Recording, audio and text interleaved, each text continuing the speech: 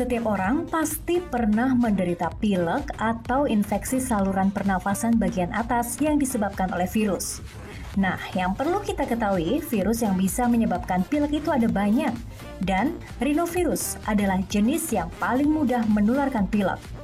Gejala-gejalanya biasanya mencakup hidung berair dan bersin-bersin.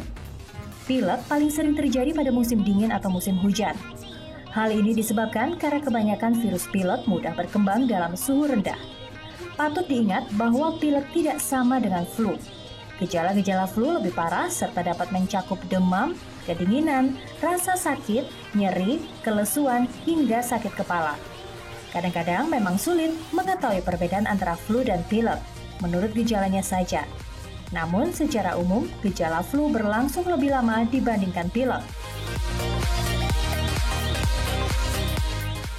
Lagi kecapean atau kehujanan gitu. Biasanya kalau kecapean, kehujanan, ya paling capek lah gitu. Habis kehujanan, kecapean. Penyebabnya pusing kepala. Kena hujan, kena debu. Biasanya daya tahan tubuhnya lagi menurun. Obatnya paling pakai obat warung, apa jamu gitu. Minum obat flu sama istirahat. Pilek ditularkan melalui tetesan atau butiran air dari batuk atau bersin yang dikeluarkan oleh penderita. Penularan ini paling cepat terjadi dalam 2-4 hari pertama setelah Anda terkena virus pilek. Cara penularan flu sama dengan flu dan pilek. Ikuti pembahasan lengkapnya hanya di Ayo Hidup Sehat.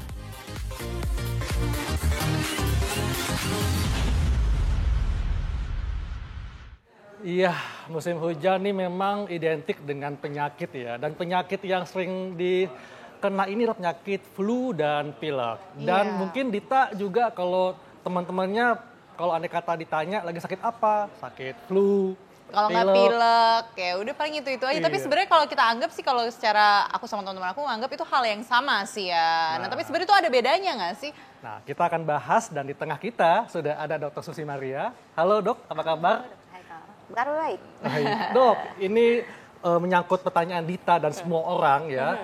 Flu dan pilek adalah penyakit yang sama. Ini fakta atau mitos, dok? Mitos dong. Mitos. Iya. Jadi Mitos beda, berarti dok, ini ya? beda ya?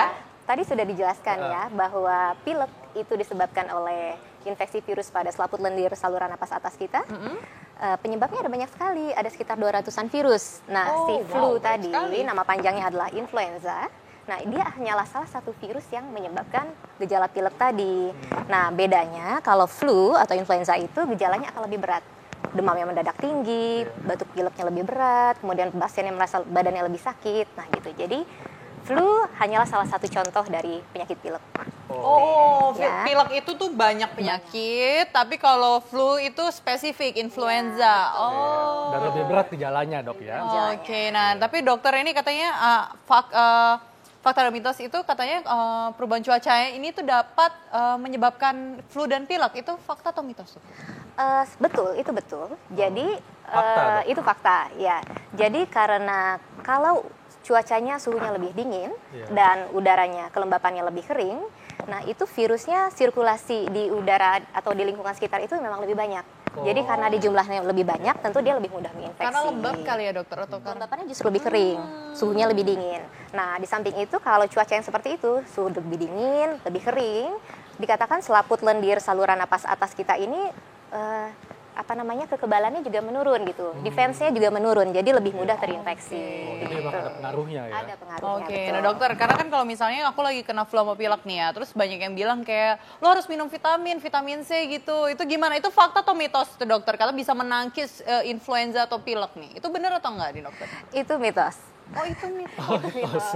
Ya. Padahal sebenarnya kadang-kadang kalau ke dokter juga diresepin gitu ya vitamin C. Itu sudah banyak penelitiannya dari sekitar tahun 90-an deh, udah banyak sekali penelitiannya, tapi ternyata selalu membuktikan bahwa itu tidak ada manfaat gitu. Walaupun memang ada populasi tertentu, misalnya nih orang yang memang exercise-nya tinggi, exercise-nya berat, nah itu memang ternyata bermanfaat pemberian vitamin C untuk mencegah terjadinya pilek ataupun infeksi saluran napas atas. Mungkin kasus saya bener kali ya. Tapi sebenarnya nggak apa-apa juga, toh vitamin C itu kan nggak mahal ya. Iya. Dan memang mudah kita dapatkan dari makanan sehari-hari, jadi silahkan kalau mau menambah konsumsi vitamin C ketika sedang sakit. Dok, ini kan kalau di masyarakat dok ya, kalau ada teman yang sakit flu atau pilek, ini kita menghindar kan. Nah, tapi ada juga nih yang mengatakan dok ya, sebetulnya flu dan pilek ini juga bisa tertular dengan cara makan dan minum di wadah yang sama dengan penderita. Nah, ini fakta atau mitos dok? Itu fakta dan harus dihindari. Itu perilaku yang tidak baik, gitu ya. Tentu saja kalau virusnya tadi itu terkandung di dalam cairan yang kita keluarkan dari saluran napas kita. Misalnya kita ngomong seperti ini, kita batuk, kita bersin gitu ya. Nah, apalagi kalau kita menggunakan alat makan, tentu virusnya sudah nempel di sana. Terus kita sharing ya, itu meningkatkan risiko tertular penyakit. Ya, jadi jangan dilakukan. Nah dokter, tadi kan kalau kita ngomongin tentang makan dan minum di wadah yang sama nih dokter ya. Tapi kalau dengan yang ini dokter, katanya kalau misalnya flu dan pilek itu bisa tertular dengan melalui ciuman. Nah, ini kayaknya mesti dijelaskan nih, ciuman pipi atau ciuman bibir? Mungkin cipika-cipika aja dokter. Gimana, itu bisa nular nggak? Oke. Ini fakta atau mitos dulu dokter? Itu fakta. Oh ini fakta? Iya, karena jarak tempuh perjalanan virus dari orang yang terinfeksi ke orang yang akan ditularkan sangat dekat sekali kan, gitu. Jadi sangat mudah untuk menularkan penyakit. Oke. Jadi sementara kalau pilek atau flu jangan cipika-cipiki ya, atau ya nggak ciuman. boleh, jangan cipika-cipika, nggak boleh. Ditahan dulu. Iya, dok, ini flu dan pilek katanya hanya terjadi saat cuaca dingin. Nah, ini fakta atau mitos dok? Kalau hanya itu mitos. Kalau ya. hanya. Jadi dia itu peredaran virusnya sebenarnya sepanjang tahun gitu. Ya memang ketika suhunya lebih dingin, udaranya lebih kering, nah jumlah virusnya lebih banyak. Tapi dia beredar sepanjang tahun. Di Indonesia terutama ya memang beredar sepanjang tahun. Kalau di negara 4 musim memang insidensnya atau kejadian penyakitnya akan lebih tinggi pada yang musim dingin. Oke. Nah dokter, kita juga akan mengetahui lika-liku tentang penyakit flu. Nah apa aja liku-likunya? Ini dia tayangannya.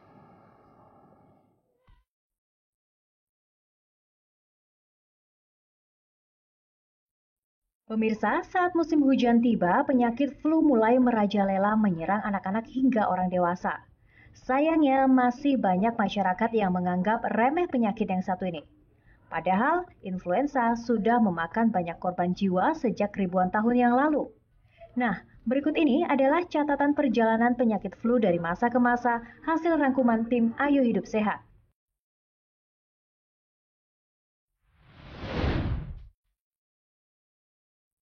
Flu merupakan penyakit menular yang berasal dari virus influenza dari tipe familia Orthomyxoviridae.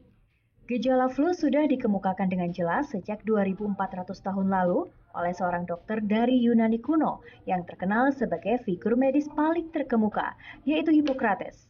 Penyakit ini muncul pertama kali di wilayah Rusia, kemudian menyebar ke Amerika pada tahun 1580 yang lalu.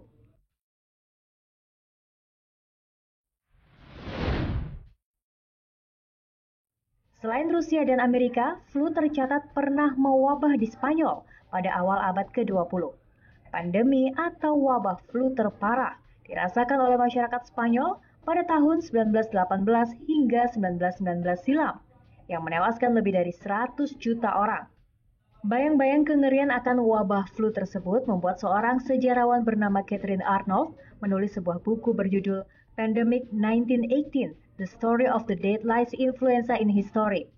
Arnold tertarik menulis buku tersebut karena kakek dan neneknya ikut menjadi korban keganasan wabah flu di Spanyol kala itu.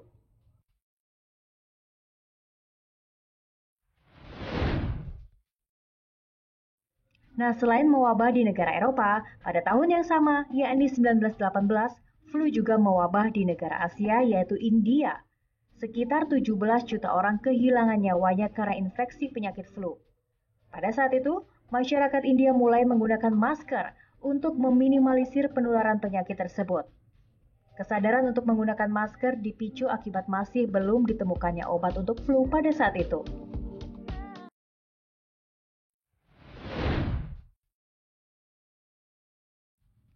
Saat ini masyarakat hanya perlu melakukan vaksinasi flu dan antibiotik untuk mencegah dan mengobati penyakit flu.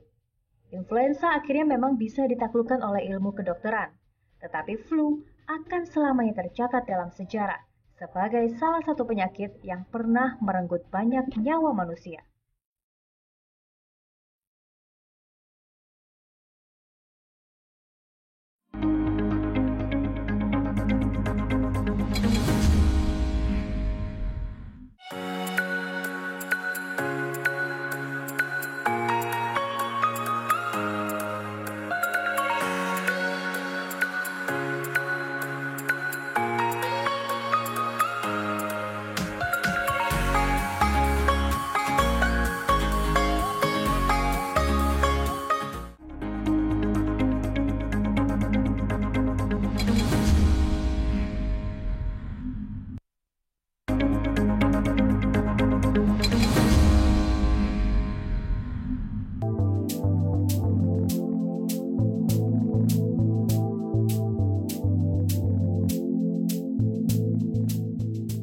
Ada banyak sekali virus yang bisa menyerang tubuh manusia, bahkan mikroorganisme yang bersifat parasit ini bisa juga merenggut nyawa kita.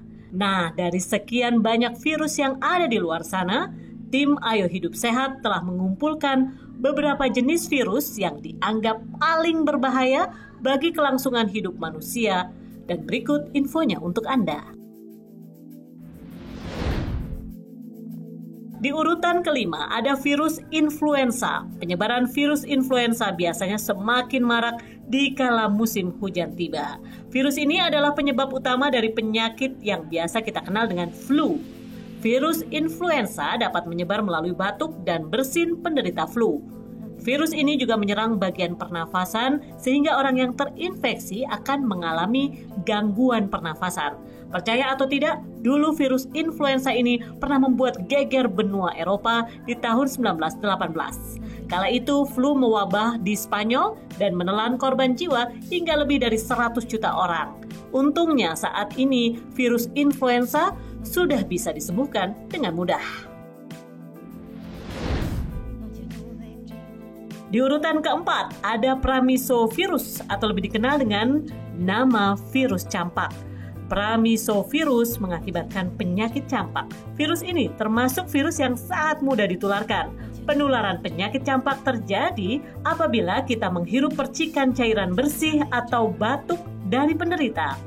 Gejala umumnya ditandai dengan demam, batuk, dan timbulnya ruam pada kulit.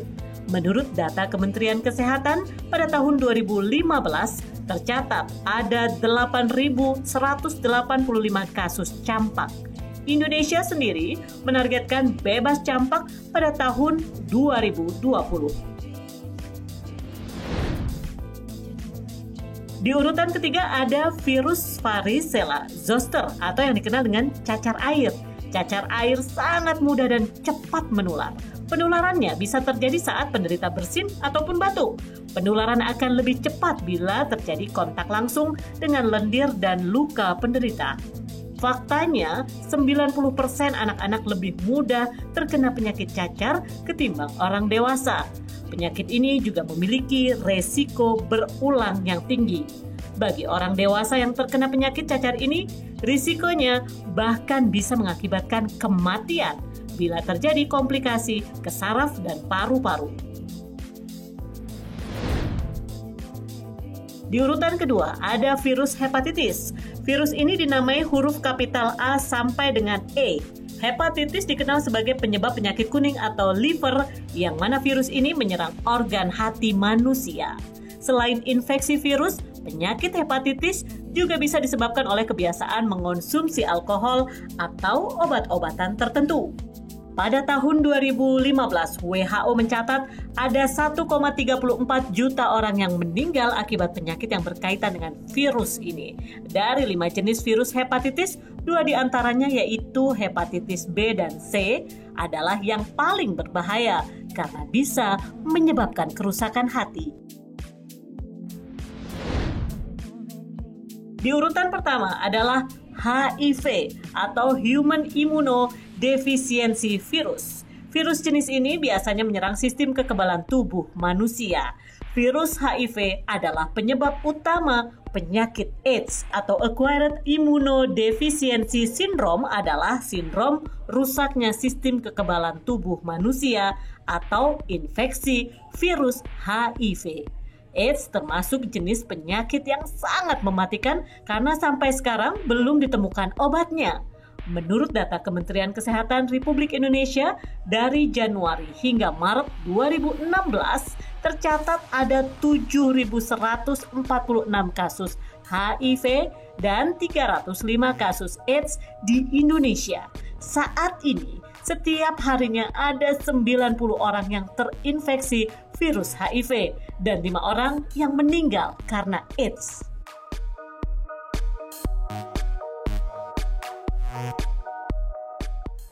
Iya, jadi jangan anggap enteng sakit flu ya, karena Iya, virusnya betul. ini termasuk virus berbahaya. Iya, karena terlalu banyak ya mungkin di masyarakat Indonesia menganggap kalau itu hal yang kayak enteng, nanti juga sembuh dengan sendirinya, akhirnya nggak Iya. minum obat. Nah, tapi kalau misalnya nih dokter katanya ada yang beredar, katanya kalau misalnya flu ini tuh tidak boleh minum es nih pada saat flu. Ini fakta atau mitos dokter? Oh, itu mitos. Oh, boleh. Emang kenapa dokter? Iya, jadi sebenarnya penelitiannya sih tidak ada yang berhasil membuktikan hal itu, bahwa minum es atau suhu dingin yang itu akan menyebabkan gejala yang lebih berat gitu ya. Memang pada sebagian besar orang justru ketika dia minum airnya lebih hangat gitu, dia merasa lebih relief gejalanya, lebih lega gitu, secara subjektif. Walaupun ketika diteliti, oh ternyata derajat pembengkakan saluran napasnya sama, jumlah lendir yang dihasilkan sama gitu, tapi secara subjektif pasti merasa lebih enak. Jadi kalau misalnya merasa ketika minum dingin pun gejala yang lebih berat, ya sudah dihindari saja gitu ya. Tapi nggak ada lebih hubungannya Nggak ada ya. hubungannya sebenarnya. Dan bagaimana dok dengan olahraga ini? Dita kan sangat menggilai olahraga nih. Nah, katanya kalau lagi flu dan pilek tidak boleh olahraga. Ini fakta atau mitos? Wah, itu Dita makanya senang banget. Tahu ya? Ini Itu fakta. Oh, Gitu. malah kalau misalnya saya kalau lagi flu nih ya, kalau lagi sakit flu atau nggak pilek atau batuk atau nggak enak badan atau lagi demam, itu saya malah olahraga. Jadi biar kayak keluar racunnya gitu keringetan. Oke.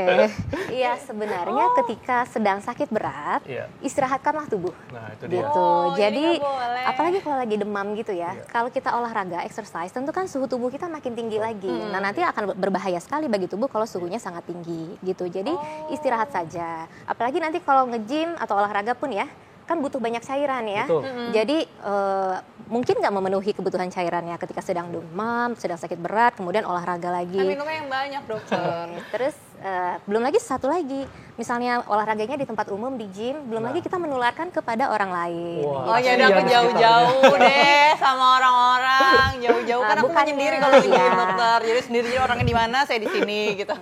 Ketika sakit berat, istirahat saja gitu. Tapi bukan berarti jadi nggak boleh ngapa-ngapain ya. Lakukan aktivitas yang memang tubuh kita mampu untuk melakukannya. Gitu ya. Oke, nah dokternya ada lagi nih, katanya kalau dengan kita memakan makanan yang pedas, ini tuh dapat meredakan flu dan pilek. Itu fakta atau mitos dokter? Mitos. Mitos, oh iya.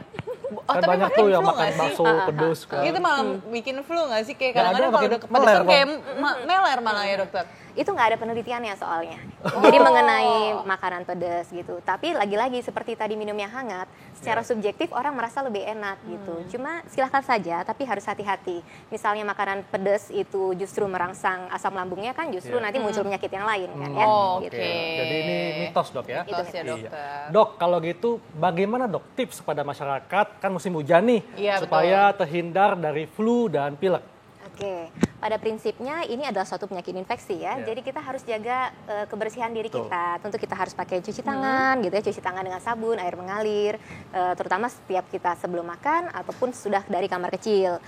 Kemudian jangan lupa misalnya kita berada di tempat yang ramai, itu kan mudah sekali tuh Betul. menyebar virus-virus, Iya. tidak hanya influenza ya, semua infeksi saluran napas itu mudah menyebar kalau kita di tempat umum. Jadi kalau perlu gunakan masker. Nah dok, menyangkut masker, ini penggunaannya yang tepat itu seperti apa nih Nah, dok? iya Oke, betul. suka banyak yang kebalik Iya, ya. ada yang kebalik begini kan. Iya, Nah, ini gimana nih dok? Coba dilihat, yang berwarna lebih tebal itu yang di depan ya. Iya. Kadang bisa warna biru, bisa Betul. warna hijau. Dan yang bagian yang keras ini adalah untuk frame untuk hidung kita gitu. Jadi itu Oke, letaknya jadi di biar nggak atas, kebuka-buka ya, dokter gitu ya.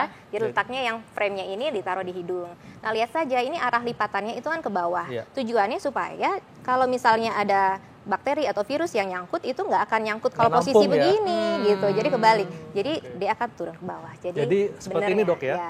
ini mesti menutup hidung ya? Iya. Dokter kena Betul. kacamata, dokter. Oh iya. Coba kacamatanya di... Nah, betul. Kayak ninja ya.